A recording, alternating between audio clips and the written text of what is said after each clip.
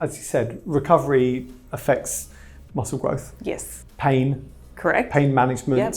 And your ability to go back and train again. Yep. So being able to be consistent, which is the umbrella of which all change happens. Correct. If I can just say, like even with cryo, you have to do that consistently to get the benefits. I mean, one session, great, you're going to have a great night's sleep, but doing it consistently is where you start to lower cortisol levels so you feel less stress, lower the inflammation, and that way you can go out and train better. So there's a lot, less pain. So all those things do need to come together, right? Of course. Yeah.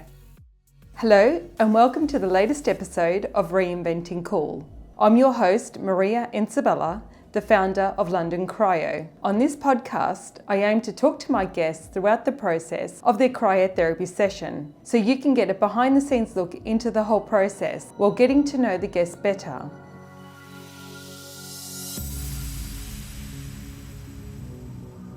Today's guest is Matt Lindsay. Matt is a former professional ice speed skater representing Team GB. For the past 8 years, a personal trainer and head of nutrition at Raw Fitness, who are a strength training gym in London.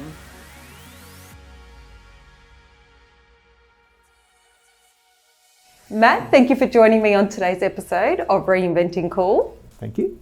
Nice to be here. Thank you. So just to talk a little bit about your background, you were a speed skater representing Team GB. Yes. How long ago was this?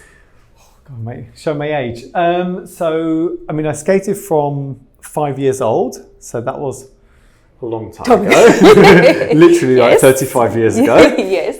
But I started speed skating at 7, but I turned professional at 17. So I moved from London to Nottingham and trained with the GB team from 17 until I was 23, maybe, something around that. And then I went on my travels. So then I lived in America, training there, and then I was in Germany for 7 years as well. Amazing. So, what got you into speed skating? I tried all sorts of different sports. Right. My mum was very good like that. She just gave me exposure to as many different things as possible. I was really badly coordinated. Right. Oh, wow. And I wasn't really a natural, but my mum was very busy, and it was a good way to... I've got an older sister, and we were both like tearaways, super energetic. So it was her way of sort of channeling that into something positive. And skating was the one that stuck, really. That's fantastic. Yeah. So Matt, when your speed skating career came to an end, is that when you became a personal trainer? No, I had a few wilderness years. Oh, okay. Where I worked, because I was living abroad. Right. And my language skills, I lived in Germany and Poland, and my language skills weren't amazing. So I couldn't go into English? Sorry. No, I couldn't transfer into PTing because communication is one of the most strongest elements of it. I was working in a school, so working with children. Yes. It was fine, but it wasn't where my heart was. It wasn't where my passion was. Right. So it was a job of necessity as opposed to passion. I was still obviously super interested in fitness, and I was already moving in the direction of being a PT, because it was the build-up of my whole life experience was everything to do with fitness, nutrition, and healthy lifestyle. So it was an obvious future fit. So I was more like pre-educating myself before getting back into the fitness space. Very good. And that's clearly where we met each other, right? Exactly, so, yes, I've had the pleasure of training, being tortured by you. 2 rounds of doing that, which has been phenomenal for me. So I've really loved being able to train with you. Thanks. It's been fun for me too. Mostly. Always. No, yeah. And what's really important is that you do deliver not only just the physical side of things, but the nutritional part as well. Like, how important is it that you are, training as well as, being on a healthy eating plan as well? I think when you look at wellness, you have to look at this holistically. Correct. So there's not one element that you look at. So it's not just training, it's not just, sleep or recovery, whatever. You have to look at the full package. Correct. So you've got to look at every element. And I guess from what we do at Raw is we look at people's basic habits. Yes. And try to see, the city's quite an easy, there's a lot of low-hanging fruit. Correct. Because people are super stressed, yes. Work crazy hours, drink too much alcohol. But no, there's definitely a big drink culture, although that's improved in the city. It has, yeah. People are mega stressed, don't make much time for themselves, and generally, like, posturally not that great. Yep. And just don't take care of themselves that well. No, that's right. But when you put a spotlight on what they're doing lifestyle-wise, and you show them how they can feel better, it's something that everyone craves, I think. Once you get a feeling of this, it's but that's what made me come around back again the second time, actually, is because after a while you think, okay, having done it the first time, probably the nutrition side of things wasn't that great for me the first time that we trained, but having got, my head right about it the second time, was like, okay, that's why I feel like the second time that we started training together, I achieved so much more than I did the first time round. So I do think all those parts need to come together, right? The training, the eating, the sleeping, and of course what we do here at London Cryo, which is all about the recovery side of things as well, right? I mean, sleep is such a big one. So as long as you're sleeping well, you can train well, it motivates you to eat better and stuff as well. 100%. And as you said, recovery affects muscle growth. Yes. Pain. Correct. Pain management. And your ability to go back and train again. Yep. So being able to be consistent, which is the umbrella of which all change happens. Correct. If I can just say, like, even with cryo, you have to do that consistently to get the benefits. I mean, one session, great, you're going to have a great night's sleep, but doing it consistently is where you start to lower cortisol levels, so you feel less stress, lower the inflammation, and that way you can go out and train better. So there's a lot, less pain. So all those things do need to come together. So Matt, as a personal trainer, you do long hours. Can you just tell us a little bit about that and what impact that actually has on you? Sure. So my days are pretty gnarly. Like, I get up at 5. I always say, if you want to be a PT, you have to expect you're going to have long days, because you do mornings, evenings, and then kind of the days, middle of the days kind of scattered out. But the day involves a lot of manual labor, right? A lot of heavy lifting, a lot of moving dumbbells, loading bars, emptying bars. So that's quite tough on your joints. My elbows, knees, being on my feet for long periods of time. My days are often like 12 to 14 hours, which on your feet is pretty tough. Correct, And there's also, I find, because I know having trained with you, is there's also how much energy it takes when you're dealing with people with different personalities as well. I mean, there's also, it's not a mental drain, but it's like you have to be prepared for what kind of, personality you're going to be dealing with throughout the day, right? Yeah, I mean, but even within individual personalities, everyone has different days. We have good days, bad days. Yes. So there'll be days where people come in and they're euphoric, and you share the good times and the bad times with people as a PT, and you're there. My primary objective is, like, how can I get the best out of that individual for that hour? Yes. And whether they need lifting up, whether they need, like, centering and calming slightly down, whatever that is. The wonderful thing about weight training is, when you do this and you do this with the right intensity, it's an hour where you have to focus on you. Correct. So that is a time where you can really invest in yourself, and obviously get all of the good benefits from that. It's correct, and we were talking about this earlier. And we were saying how it was all really good, and we were saying how it's really important. People don't make enough time to just have that 1 hour for themselves, and how different it does make them feel when they do spend that 1 hour of self-care. It's really important that everyone's incorporating that into their day, right? Absolutely. I mean, I hate to say this, however, you are the prime example of this, Maria. You're someone who... Explain.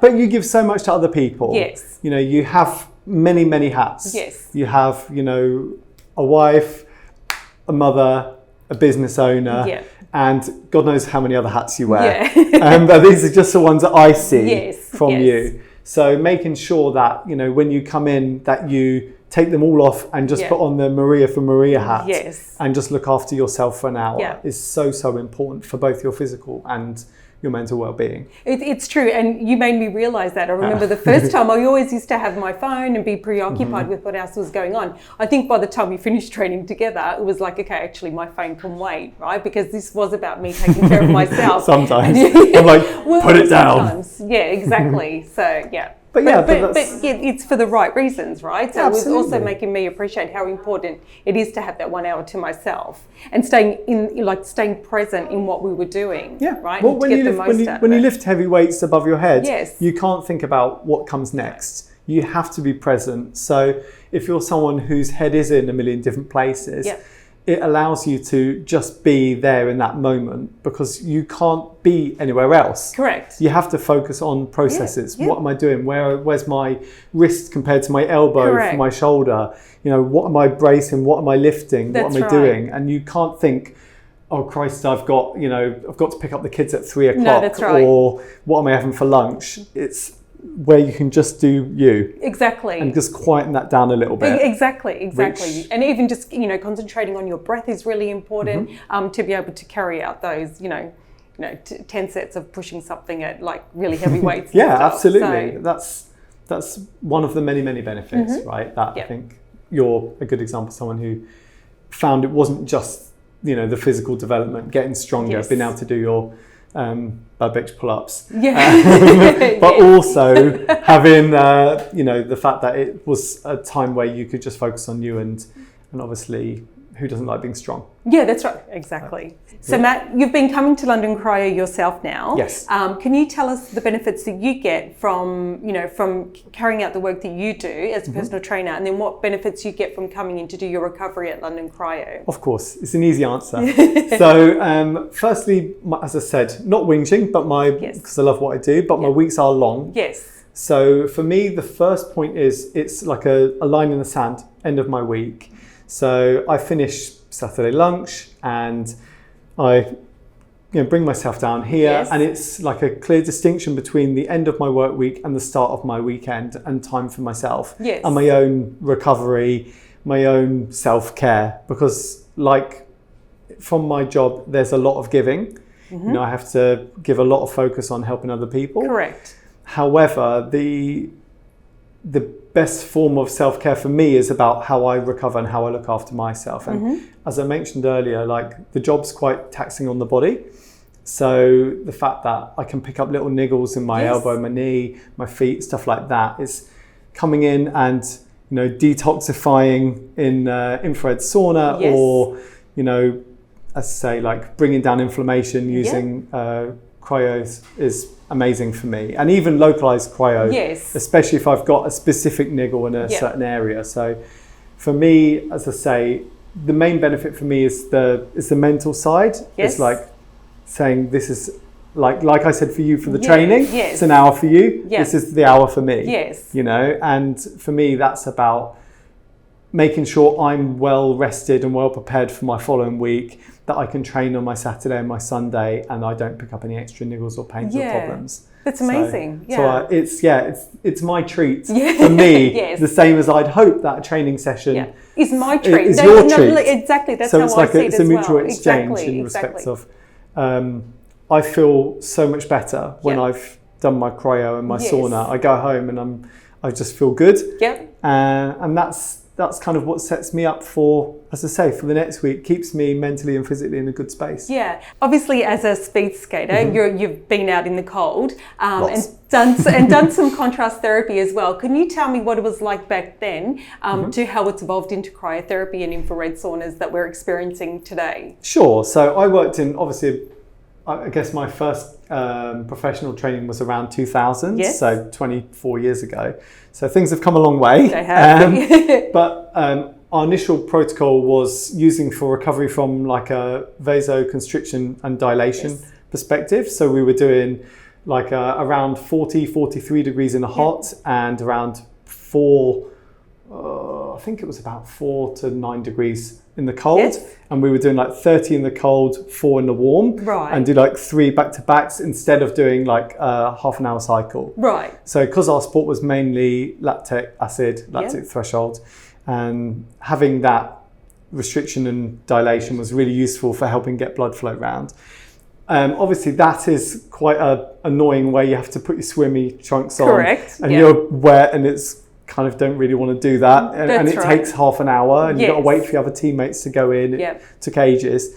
Whereas obviously something like cryo is so much more convenient, quicker, It's dry. More dry. Yes. It's efficient. Yes. and it works. Yeah, correct. So I'm happy now that I have the benefit of doing something which is much more time efficient and works really well. So Matt, when your clients are looking for recovery solutions, what kind of solution do you give them? The basic stuff would be walking. Yes. A really good way to keep people mobile. Obviously also good for calorie expenditure. Yes. As well, and flushing out lactate. But obviously those who are more invested in like better recovery or really want to push the boundaries more, then I've sent a few people your way. Yes, you have. And I've also worked with such a diverse group of people, anyone from, people who've never lifted a weight before to professional athletes. Yep. And when you then start looking at the sharper end of sport, then I'd normally look at what their recovery protocol looks like. And an advice I gave, I worked with a player who was in the World Cup, previous World Cup. Amazing, yeah. And I worked with him for like 4 months, and he kept having injuries. Yes. And so I was looking at his nutrition, go figure, and also his recovery. Yes. And from a recovery perspective, bear in mind, this is a player who's competing in the World Cup. Yes. His recovery protocol was almost non-existent. That's insane. Which is mad. Yeah, exactly. It was very much on the athlete to have the initiative to do stuff themselves. The facilities and stuff are there, but they weren't really directed and really given the idea of what these full benefits would be for them. So the way I described it to them, I said, if your training is above a 7 out of 10 intensity, and then at that point you need to start employing proper recovery. So he had Normatec. Great. I was like, because if you've got the funds for access, it and access, use it. That's right. For God's sake, why would you not? That's right. So the first thing was the Normatec, which he used every time that he had hard training. But I was also saying, because he'd had lots of muscle injuries, I think he'd had something like 6 muscle injuries in a year and a half. That's insane. And I was like, that's not okay. No. So, and he kept returning too quick and under recovering. Right. So I basically told him to go get cryo. Get local. Did he listen though and start doing it? Okay, amazing. Yes. I had lots of bickering, not from him actually, more like from the club, because the club and the structure, obviously like team sports, they look after everyone in the same way, but the way that sport's going now, it's so much more individual. And looking at what individual strategies for recovery are required. But it should be like that though, right? It's the direction it's going. Yeah, exactly. It's the direction it's going. If you look at Olympic athletes or boxers or MMA, people like this, more individual sports look after themselves. Correct. And look after team one, first and foremost. However, I think team sports has still got a way to go. Yes. But as an individual athlete, as yourself, if someone's training hard or has a very stressful life, then employing recovery strategies for them, even from burnout, literally mental and physical burnout, of course. Because exercise is a stress. It is. After all, it's a positive stress. But if it's alongside a load of other chronic stress, it can be too much. Correct. So if you're going to do loads of spin classes, loads of weight classes, loads of running and stuff, and you're not getting access like a team where you get regular massage and stuff. It's like, do yourself a favour, otherwise you end up too much cortisol in your body and high inflammation. Up. Exactly. So it's underutilised. Yeah, correct. And I guess that's why it's important for you to also be making sure that you do your recovery, right? And coming into London Cryo, doing your cryotherapy and your infrared sauna, because it does help to reset in every way. 100%. I need to be an example. Yeah, exactly. Same here. If I can't look after my stress levels, then I can't look after myself. Then how am I going to tell someone else that you have to talk from a place of authenticity, right? Correct. Yeah. So but it's very good. Do you want to talk about your treatments that you do here at London Cryo? Sure. So I like to spoil myself. Yes. Because I'm a big diva. No. And I don't want to say, and you deserve it, but anyway. No, but as I said, for me, it's a capping off of my week. So I come in and I'd always start with infrared sauna. Yes. And I come in, I find the heat really difficult. As I say, I'm a man of ice. Yeah. So I can deal with the cold, but the heat, struggle. Yes. So I do 20 minutes roughly in the infrared. Cool off, clean myself up. Then if I'm really pushing the boat out, I'll go and do like 20 minutes on the Normatec downstairs, and then that's the really time to chill because you get to lay down. Yeah, correct. And then like full normal whole body cryo. Yeah, correct. Which really rejuvenates me. Yes. And then if I have any niggles, if sometimes don't, and then I do local. Yeah. And if I was going crazy, I might do the face one as well. I was going to say, and we know you love the face. Yeah, you love the face mask. Do you want to just grab it and do a photo? Shall we do that? Absolutely. Shall we do that? Da-na-da. Just like that. Just like this. Yeah, right. So Raw Fitness, which is where you're from, Matt, started 8 years ago, like we did here at London Cryo. Yes. And anyone who's wanting to train or get nutritional coaching from you, where can they find you? Well, my Instagram is Raw Matt, Yes. so you can find me on that. But you can simply Google Raw Fitness. Yeah. And we've got 3 locations. We've got City of London, which is where I work, Yes. and that's where you work. Yes. And then we've also got Kensington, Yes. and we've opened a year and a half ago over in Dubai. Correct. So we've gone international now, Yes. which I'm super, super proud about. Yes, and I've trained there as well, which is really exciting. Have you? Yes, I didn't even with know that. Sarah. Of course I've trained there. Yeah, but I didn't realise you'd gone there. Yeah. I couldn't remember. Every time I go to Dubai, I go and do a session with Sarah. Amazing. Yeah. Lucky you. I know. Very lucky me. And obviously we'll get your socials and your contact details at the end of this episode as well. But for now, let's get you into cryo. Thank you. Let's do it. Let's do it.